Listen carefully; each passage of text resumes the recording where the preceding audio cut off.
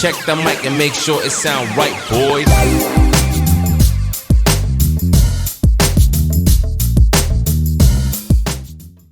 Philosophy, the major determining factor in how your life works out. Philosophy. To form our philosophy, you got to think. You got to use your mind. You got to process ideas.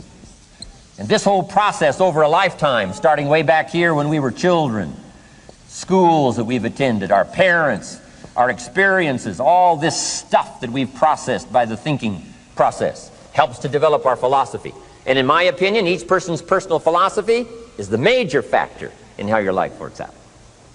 Here's what I called it in that last presentation when I was here. It's called the set of the sail. Each person's personal philosophy is like the set of the sail. Now, I used to think it was circumstances that ordered my life. If someone would have asked me at age 25, Mr. Rohn, how come you're not doing well? Pennies in your pocket, creditors calling, nothing in the bank, behind on your promises to your family, you live in America, 25 years old, got a beautiful family, every reason to do well, and things are not going that well for you. What is wrong here? It would not have occurred to me to blame my philosophy. I mean, it would not have occurred to me. Saying, well, I got this lousy philosophy, and that's how come I got pennies in my pocket and nothing in the bank, and things aren't working well. That would not have occurred to me. I found it much easier to blame the government. Much easier to blame the tax problem. I used to say taxes are too high. Top tax rate when I first started paying taxes, 91%. Back then, when your income reached a certain level, all your income over that, 91%. So I used to say that's too high. Now the top tax rate's about 33%. But people are still saying what? Taxes are too. See, but you can't use that anymore. If it's gone from 91 to 33, how could it be too high? Come on. I threw all that old excuse stuff away. Some people found it, though, and they're using it these days. My old list. I used to blame the traffic, the weather, used to blame circumstances, right? People say I'm too tall, I'm too short, I'm too old, I was raised in obscurity, raised on a farm, parents of modest means, all the stuff. If you were to ask me, how come you find yourself here, Mr. Rohn, age 25, living in America, land of abundance and opportunity, pennies, zero in the bank, not doing well, creditors calling, it would not have occurred to me to blame my philosophy. I found it easier to blame the company policy. I used to say, if this is all they pay, how do they expect you to do well? So I figured that, my future was going to be tied to what everybody else was arranging, the economy and, right, interest rates. I used to say things cost too much. That was my whole explanation, not my philosophy, until my teacher taught me better that this is where the problem was, my own personal philosophy. Here's what's exciting about each person's personal philosophy. That's what makes us different than dogs and animals and birds and cats and spiders and alligators. That's what makes us different than all other life forms. The ability to think, the ability to use your mind, the ability to process ideas, and not just operate by instinct. In the winter, I'm telling you, the goose can only fly south.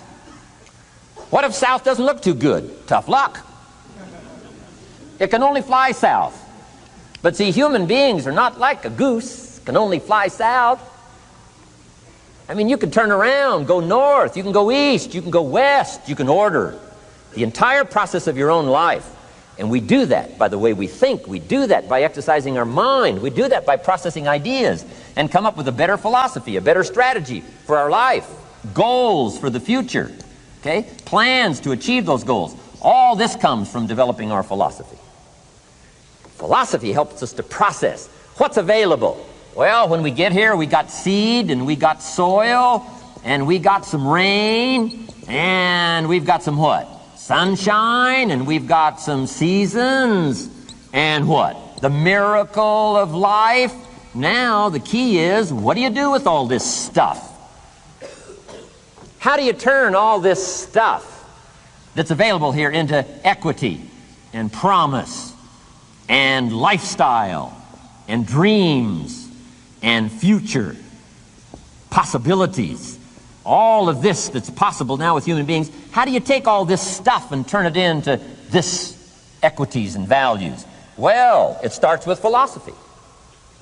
What is the seed? What is the soil? What is the sunshine? What is the rain? Is it possible to take some of each of all the stuff that's available and turn it into food and turn it into value and turn it into nourishment and turn it into something spectacular and unique that no other life form can do? And the answer is yes. But you cannot deal with all this stuff and what to do with it unless you start refining your philosophy. Think, use your mind, come up with ideas, and strengthen your philosophy. So the seed and the soil and the rain and the sunshine, this is called, you know, the economy and the banks and the money and the schools and everything that's available out there, processing information, what to do with all that, and turn it into equity and value. That is the major challenge of life, my personal opinion. So each person's personal philosophy now is going to determine what you're going to do with seed and soil and sunshine and rain and miracle, the change of seasons. That's it. My personal opinion.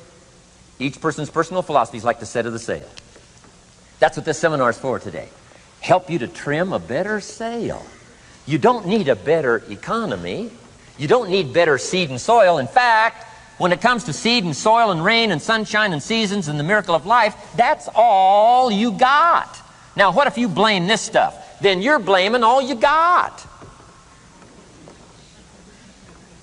If you blame the economy, and you blame the schools, and you blame the teachers, and you blame the sermons and the preachers, and you blame, the marketplace, and you blame the company and company policy, what else is there? When some people get through with their blame list, there isn't nothing else. That's all there is. And if you blame the only thing you've got to work with, I'm telling you, it's called mistake colossal. In not understanding that that's all you've got to work with. And if this is all you've got to work with, then you don't change the seed, and you don't change the soil, and you don't change the rain, and you don't change the sunshine, you don't change the seasons. Right? Guy says, I'll take 3 springs, 4 summers, 9 falls, no winters. No, you can't fool with this stuff. You got to take it like it comes. Then what do you change to make your life work well? You got to start with your philosophy. Guess what I had to do at age 25 in order to change my own future? I had to change my mind. I had to change my thinking. I had to change my philosophy. I was messed up on what was causing my problem. And once I got that straightened out, that all the stuff I blamed, the government and taxes and the marketplace and the economy and things cost too much, negative relatives, cynical neighbors, once I got rid of that and started going for where the real problem was, which was me, I'm telling you, my life exploded into change. My bank account changed immediately. My income changed immediately. My whole life took on a whole new look and color immediately. And the early results I got from making these philosophical changes tasted so good, I've never stopped the process from that day until this. And I'm telling you, with a little consideration of the refinement of your sail, by setting a better sail, refining your philosophy, your whole life can start to change from today on. You don't have to wait till tomorrow. You don't have to wait till next month. You don't have to wait till spring. You can start this whole process immediately. I recommend it. Now, some people do so little thinking, they don't even have their sail up. I mean, you can imagine where they're going to wind up at the end of this week, at the end of this month, at the end of this year. Now's the chance to change, process all this information. So number 1 is philosophy.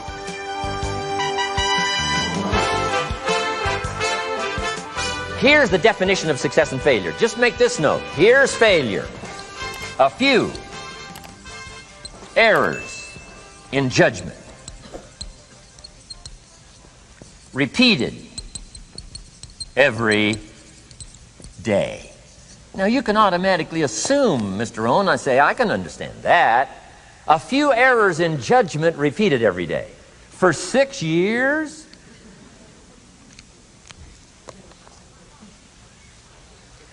I'm with my father. I think I told this story the last time I was here. My father, 88 years old, he's never been ill, still hasn't retired. Not long ago, midnight, we're getting ready to go to bed. We've drilled a new well, got some extra water, got some more acres going. He's all excited. At midnight, we're getting ready to go to bed. My father's eating what he calls his midnight snack. A little bite to eat before you go to bed. Don't have to go to bed hungry.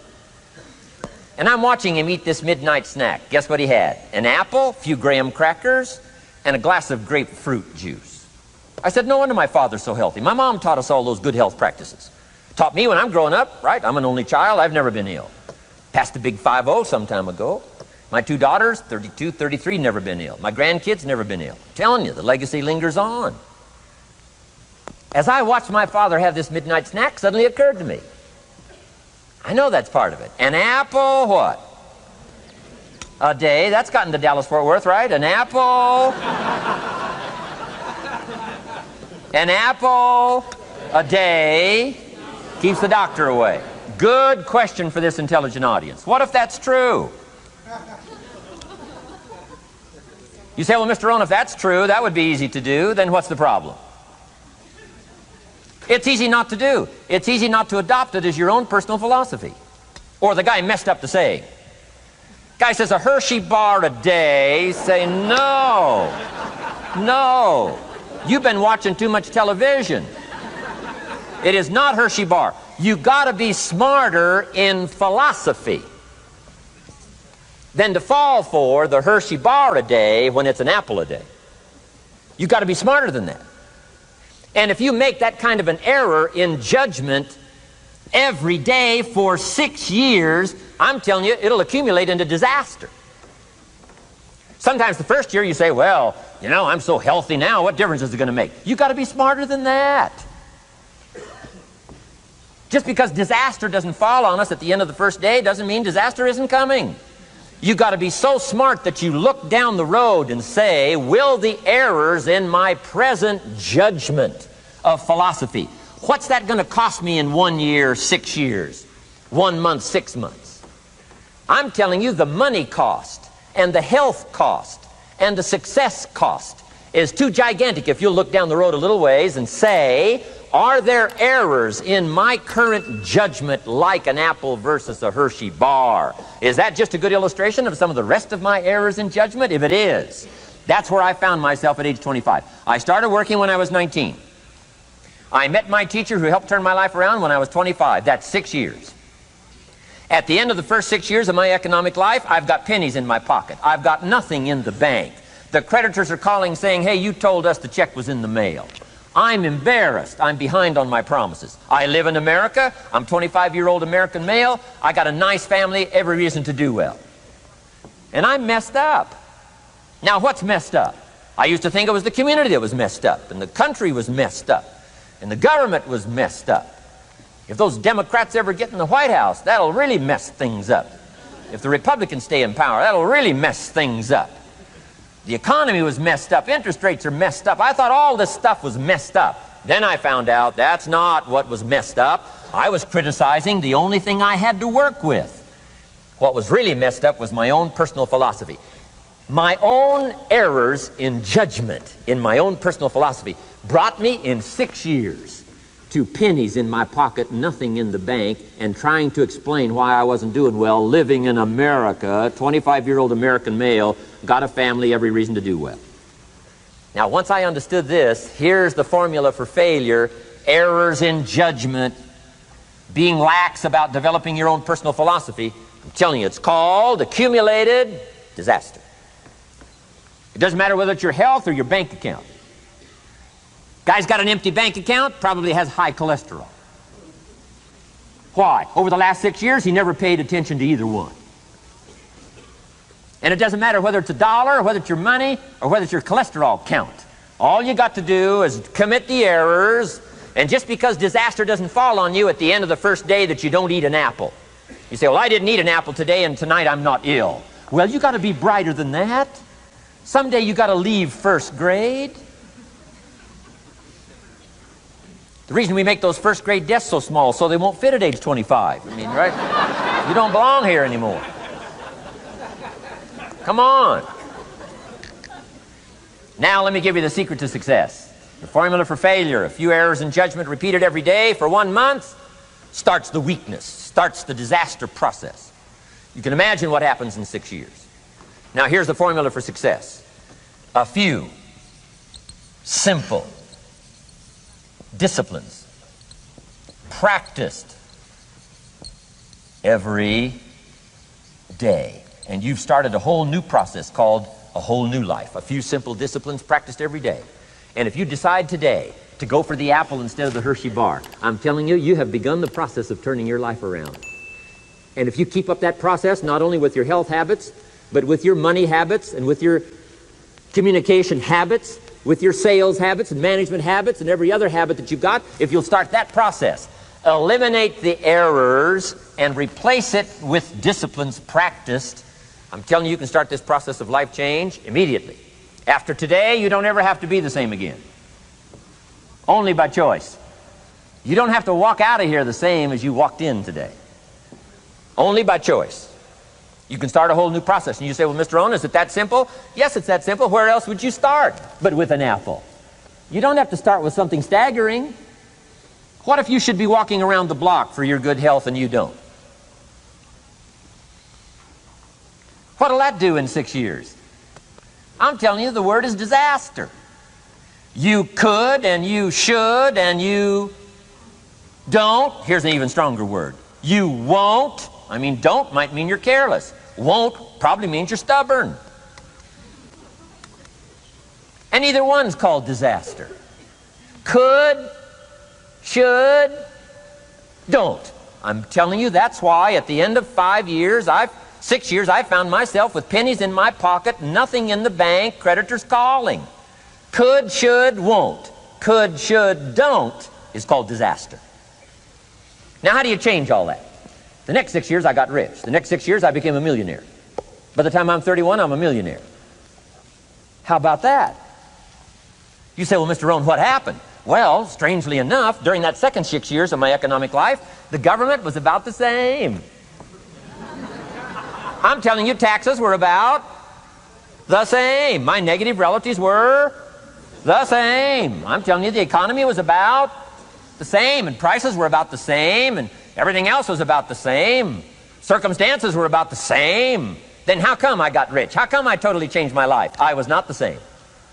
Somebody says, well, what did you go to work on to do all that? I started with my philosophy. I started amending my errors by doing some better thinking, changing my mind, coming up with ideas that I didn't have before I met my teacher. And once that whole process started for me, I'm telling you, I changed my whole life. Within a 6-year period, I was never the same.